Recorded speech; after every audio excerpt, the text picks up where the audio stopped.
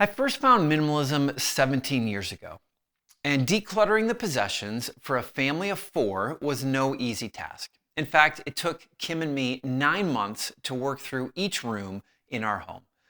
3 or 4 years later, we moved into a smaller house and got rid of even more. But since then, I've learned the challenge of too much stuff doesn't necessarily end with the last box of donations out the door.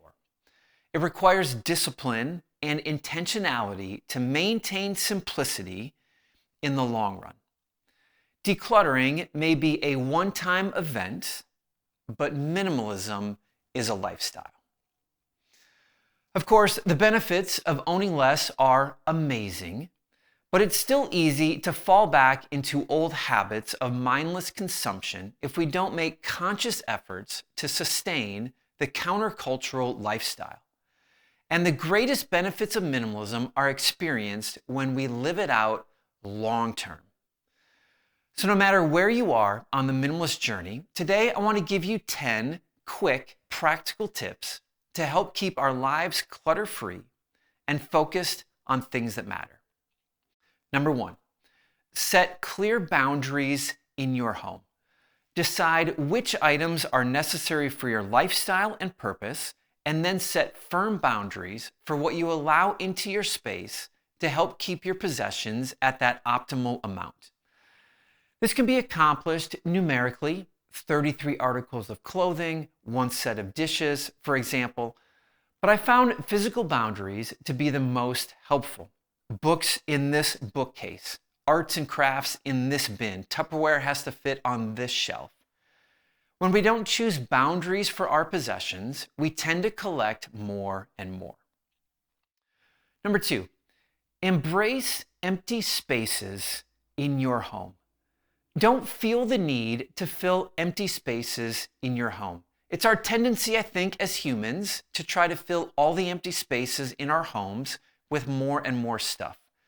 Unfortunately, though, as house sizes increase, that just means we buy and care for more physical items. There are 2 solutions for this. Number 1, you could buy a smaller home with less unused space, an idea with lots of benefits, by the way, or you could just leave some spaces unfilled.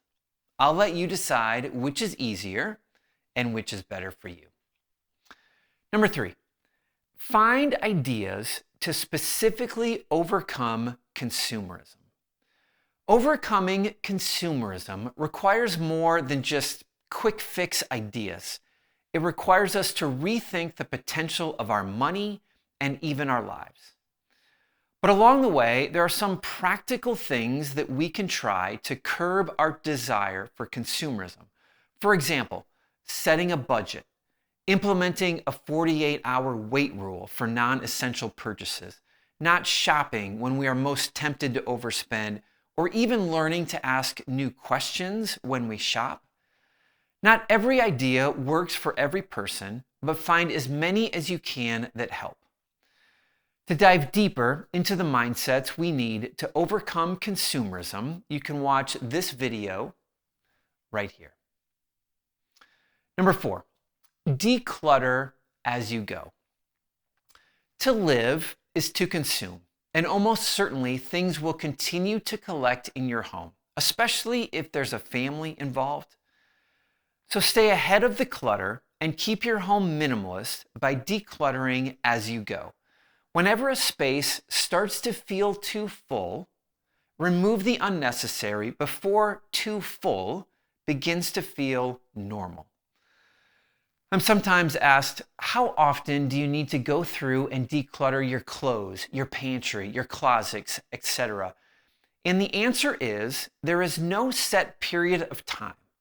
There are just times when spaces begin to feel more full than I prefer.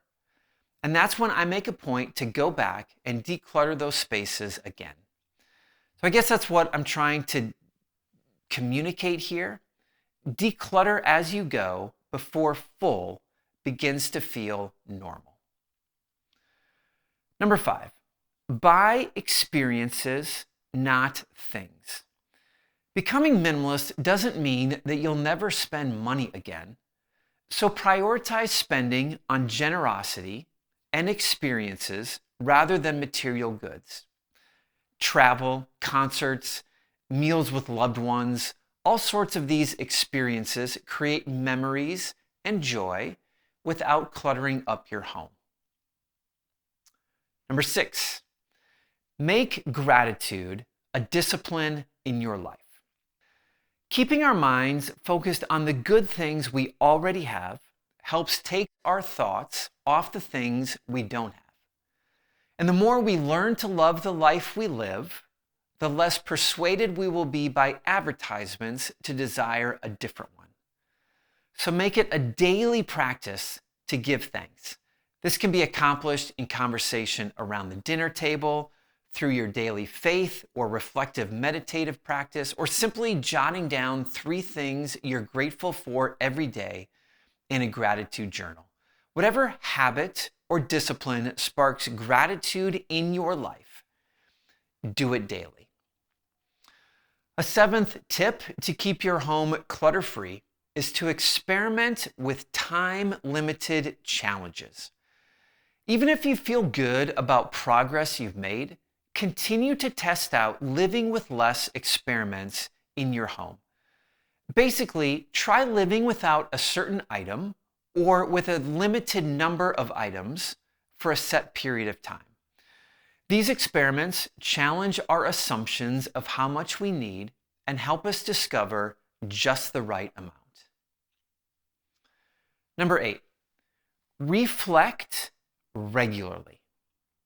Take time to remind yourself why you chose minimalism in the first place and the benefits it has brought into your life.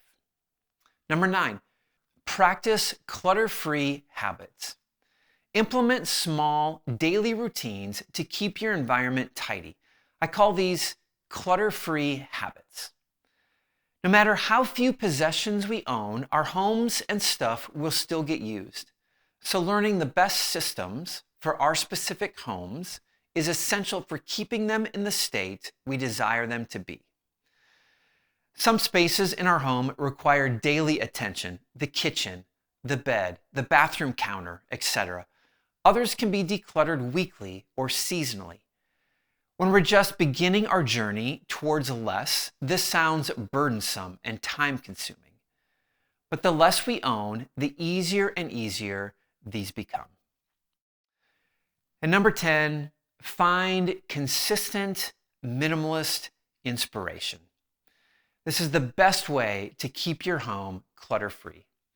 Having like-minded people around you always provides motivation and encouragement, no matter the habit or lifestyle you desire to implement. If you don't have friends or family inspiring in this specific pursuit of owning less, look for inspiration online. I hope you find this YouTube channel to be a good place for that. I post one full-length video every Friday and one short video every Tuesday.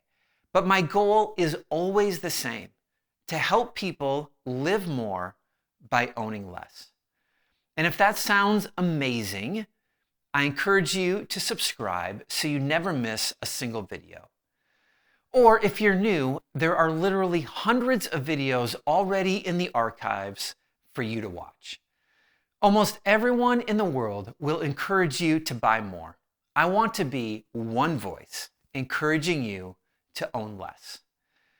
You probably began your journey into minimalism with a desire to live a life with less stuff, more focused on experiences, relationships, and bigger dreams.